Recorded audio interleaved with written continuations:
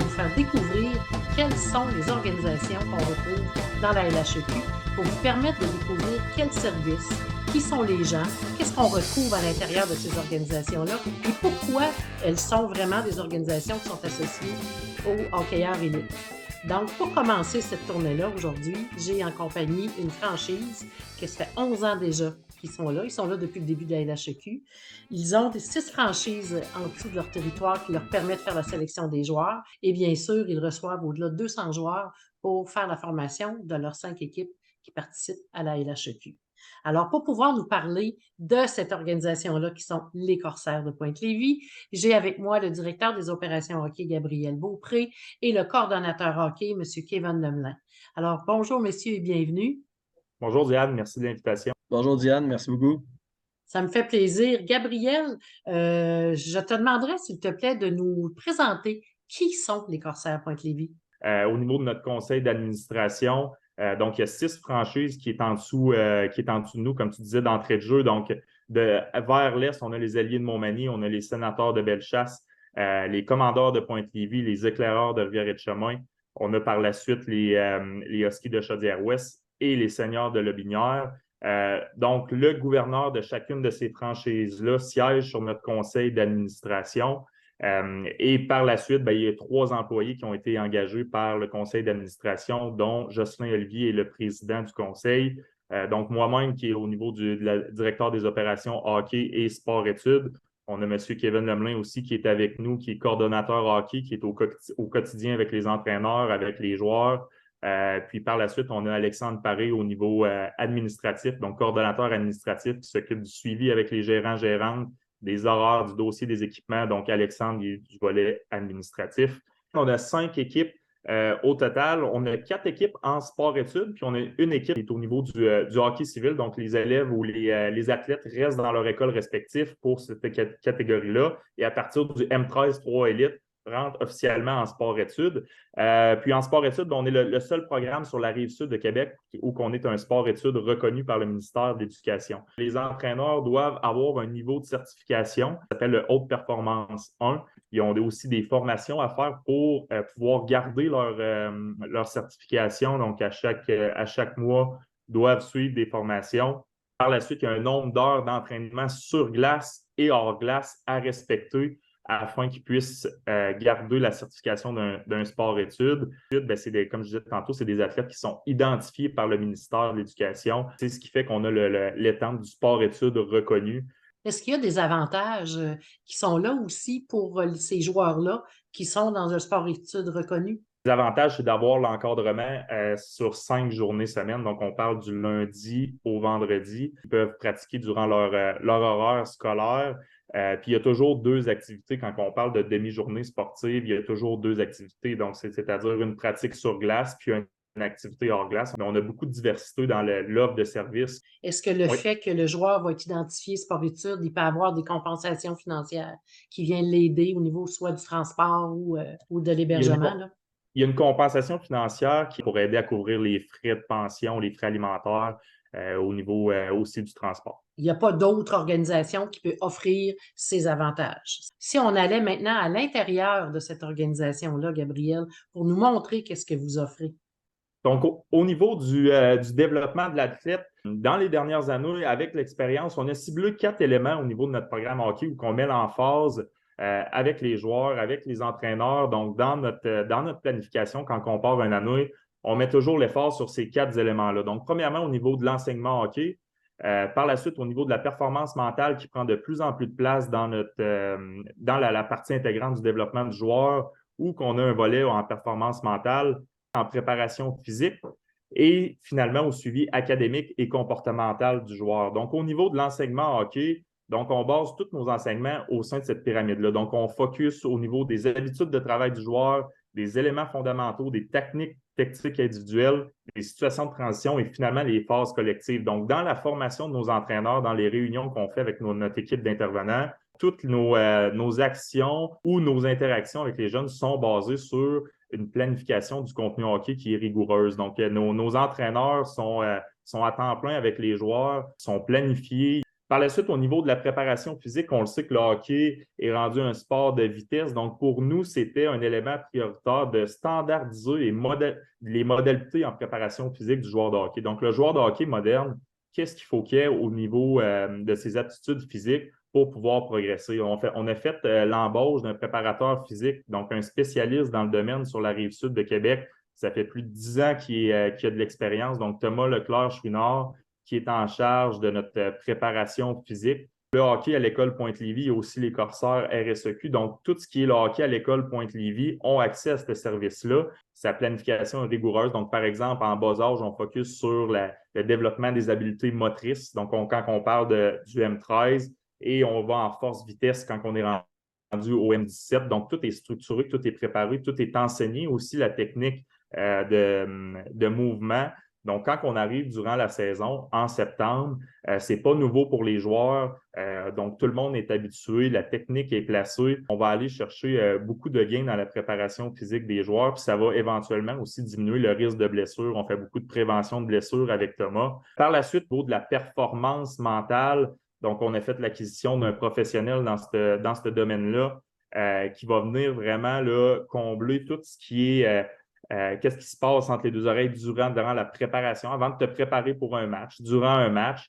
Donc, nous, quand on s'est assis avec Charles Miller, qui est notre professionnel dans ce domaine-là, on a ciblé pour notre groupe d'âge d'individus, c'est quoi les problèmes qui étaient récurrents. Donc, c'est gestion des émotions, l'anxiété de performance. On sait que c'est un fléau dans les jours qu'on a. Si Charles est en mesure de voir individuellement chaque joueur durant la saison, il est certifié en santé mentale. Donc, la santé mentale vient jouer aussi avec la psychologie sportive. Donc, on travaille large, que le joueur soit dans un bon état d'esprit pour compétitionner, pour s'assurer d'y donner tous les éléments possibles pour continuer de progresser dans sa jeune carrière. Charles joue aussi un rôle important avec nos entraîneurs. Donc, chaque entraîneur vit des situations différentes durant la saison avec son équipe, en soutien avec les entraîneurs pour cibler des besoins spécifiques, pour leur donner des conseils, comment intervenir.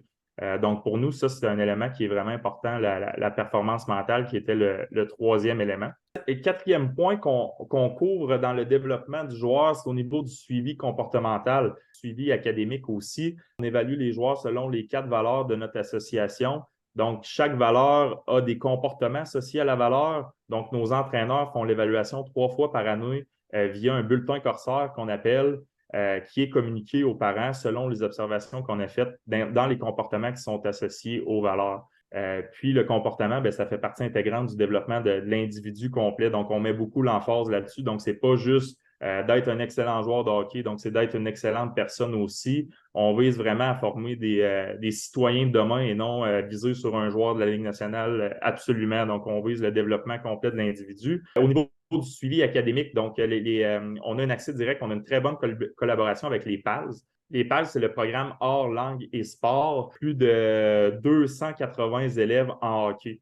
Donc, il y a les Corsaires LHEQ, il y a les Chevaliers M18 3A, et puis il y a les Corsaires RSEQ. Donc, le hockey prend beaucoup de place aux PALS. C'est un gros programme qui a beaucoup d'élèves en hockey. On a une très bonne collaboration avec eux, avec les enseignants. La réussite scolaire est toujours primordiale, c'est-à-dire qu'un joueur qui a une difficulté dans une telle matière, il a accès à ces séances de récupération. Donc, peut manquer, par exemple, une journée de pratique pour aller en récupération à l'école à la matière dont il a besoin de travailler davantage. Ça, le lien se fait avec les enseignants, avec le coordonnateur aussi au niveau des PALS. On est capable de garder un suivi.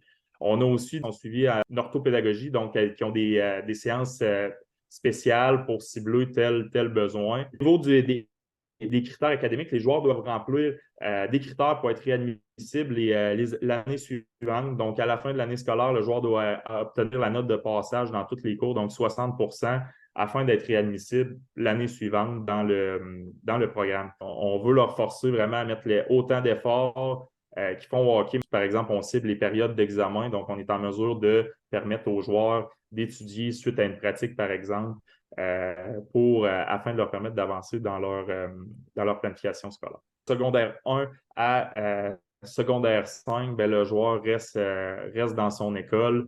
même s'il vient qu'à changer d'organisation au niveau des Corsaires ou comme 18-3A, ben, il reste pareil dans ce qui est habitué. C'est formidable. Le joueur est plus confortable, secondaire 1, puis d'obtenir son diplôme d'études secondaires à la fin de son parcours. Si on parle entre autres à l'entraînement ou des choses comme ça, est-ce que les Corsaires de Pointe-Lévis ont mis quelque chose d'avant à ce niveau-là? Oui, effectivement. Donc, je vais laisser la parole à mon collègue Kevin Lemelin, qui est coordonnateur hockey, nous présenter les changements qu'on a faits dans les dernières années, de créer un environnement, un sentiment d'appartenance aux joueurs dans leur période sport-études. Ben, exactement. Dans le fond, quand Gabriel Beaupré est arrivé en place il y a 3 ans avec Alexandre Paré et moi, on avait oui le plan hockey, mais on arrivait avec beaucoup là, d'embûches au niveau des installations, des infrastructures de la ville de Lévis et de l'école aussi, là, que ce soit les gymnases, les salles vidéo, les salles de classe, etc. Donc, on est arrivé avec le projet de transférer à l'aréna de Saint-Étienne, qui est un aréna privé. Fait qu'on a eu des démarches préliminaires dans la première année. On s'est organisé toute cette année-là. Puis depuis l'année passée, ben, on a transféré toutes nos équipes sport-études à cette aréna-là. Donc, les pratiques, les périodes d'études, l'entraînement, les périodes de vidéo, tout se passe là. Nos entraîneurs, c'est plus facile pour eux aussi d'être au même endroit. Pour les jeunes, ben, pour le niveau de l'appartenance, tout ça, c'est plus facile aussi. Il y a les couleurs des Corsaires un petit peu partout dans l'aréna. Il y a eu un investissement aussi là, par le gestionnaire de l'aréna pour nous faire un gym avec des poids, des racks de musculation, des tapis de musculation. Il y a une partie en gazon synthétique, il y a une partie en gymnase pour faire de la pliométrie, par exemple. On a accès à un terrain de soccer extérieur. Ensuite de ça, on a accès à une salle vitrée, qui est une salle de conférence pour soit des périodes d'études, soit des périodes plus théoriques, soit des rencontres avec le préparateur mental. On peut s'en servir aussi comme salle vidéo avec un projecteur. Donc, on est quand même bien installé. Un upgrade pour les entraîneurs en ayant une salle à nous, là, un bureau aussi pour travailler, permettre de changer puis de continuer de travailler sur l'aspect hockey, ranger notre matériel aussi. Chaque joueur a un casier individuel où il peut ranger son matériel, le laisser à l'aréna pour éviter les transports. On joue la majorité de nos matchs aussi à Saint-Étienne, donc les couleurs des Corsaires sont sur la patinoire, l'équipement est accessible aussi. Donc, c'est la direction qu'on a décidé de prendre pour avoir un programme d'excellence dans les prochaines années, puis de continuer de faire évoluer après 11 ans d'existence. Que ce soit durant la saison ou après la Coupe Chevrolet, il y a toujours une portion où on encadre toujours les athlètes là, jusqu'à la fin mai. Donc, on est capable de faire du multisport. Les installations dans la journée sont là pour nous, de développer le joueur sur toutes les facettes. Il est content d'être ici, il est content d'avoir accès à tout ça. Souvent, là, les anciens qui viennent nous visiter, qui sont rendus dans le junior majeur, par exemple, ben, ils se demandent pourquoi il n'y avait pas ça dans le temps. Ben, les choses changent, les choses évoluent. Fait que, je pense que ça s'en va pour le mieux pour les Corsaires. Quelle place que vous laissez aux parents dans votre organisation? Au début de chaque saison, donc on rencontre les parents à l'auditorium de l'école Pointe-Lévis où on leur explique le fonctionnement, les journées types, les communications qui seraient faites aussi aux parents. Donc, on juge important de communiquer l'information. Ça reste que nos entraîneurs sont avec les joueurs 130 jours par année. Donc, les jeunes sont beaucoup avec les entraîneurs. Donc, pour nous, c'est important de présenter nos intervenants, de présenter l'évaluation qu'on va faire des joueurs, nos façons de fonctionner. Puis, par la suite, il y a des communications qui sont envoyées durant la saison. Donc, la première étape scolaire, donc il y a le bulletin Corsaire qui est envoyé. Il y a le bulletin du joueur aussi Hockey Québec, donc faire un suivi au niveau des habiletés du joueur. Et c'est la même chose pour l'étape 2 et l'étape 3. Nos entraîneurs sont aussi disponibles à la rencontre d'après les étapes scolaires, la même rencontre que les enseignants sont à l'école. Par souci de transparence, tout est clair avec le parent qui a l'option d'aller voir l'entraîneur s'il y a quoi que ce soit.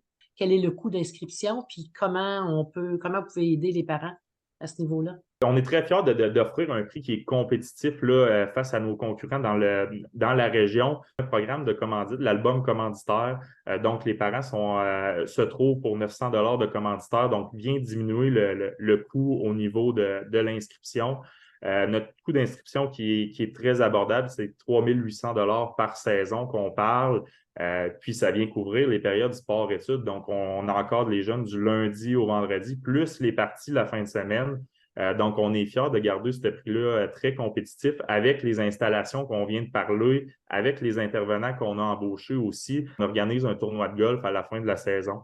Les fonds amassés reviennent justement aux activités offertes durant la saison, des intervenants pour améliorer notre service, nos installations, pour démontrer notre offre de service comme programme hockey.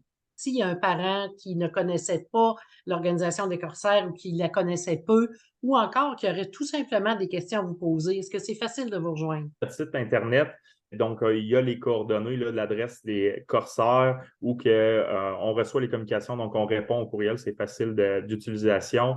Donc, de passer par notre site Internet Corsair LHEQ, si jamais il y a des questions en lien avec le programme, on est en mesure d'y répondre rapidement. Je me rends compte que l'Organisation des corsaires de Pointe-Lévis, c'est une très grande organisation qui est structurée, qui est à l'heure du jour, tant au niveau des services que vous donnez, tant au niveau de l'approche. Et bien sûr, vos valeurs sont directement en lien avec la Ligue de hockey d'excellence du Québec, c'est bien certain. Vous offrez un programme super intéressant pour un joueur qui souhaite joindre les rangs du hockey élite. Il y a Gabriel et Kevin. De quelle façon vous aimeriez terminer cet entretien? Donc oui, Diane, je souhaite terminer sur le fait que, comme organisation, ben, on ne focus pas seulement sur les victoires et sur les défaites durant une saison. Donc, on a une vision globale du développement complet de l'individu. Donc, on mise beaucoup sur ça. Puis oui, il y a des années que les victoires vont venir, des années que plus de défaites, mais la LHEQ offre de l'adversité qui est extrêmement bon pour les joueurs. Donc, nous, on a une vision globale du développement de l'individu. Puis en terminant, on aimerait ça aussi remercier les nombreux commanditaires ou les partenaires financiers qu'on a qui permettent de mettre en œuvre ce beau programme-là. Donc, c'est des acteurs importants à les remercier sincèrement. Chez les corsaires, là, les victoires à tout prix, ça n'a jamais été l'objectif. L'objectif, c'est vraiment de développer le citoyen de demain, tu sais, le bon étudiant, le bon sportif, la bonne personne. Fait que nos intervenants ils mettent ça au centre de leur priorité dans leur planification. Comme Gabriel disait, ben, les années qu'il y a plus de victoires, on en profite. Les années qu'il y en a moins, ben, on a quand même du plaisir à faire notre travail. Puis les jeunes ont vraiment du plaisir aussi à se développer. On peut souhaiter longue vie aux corsaires et la meilleure des saisons 2023-2024. Merci, messieurs, d'avoir accordé ce temps-là pour mieux connaître les corsaires de Pointe-Lévis. Merci à toi, Diane. Merci beaucoup.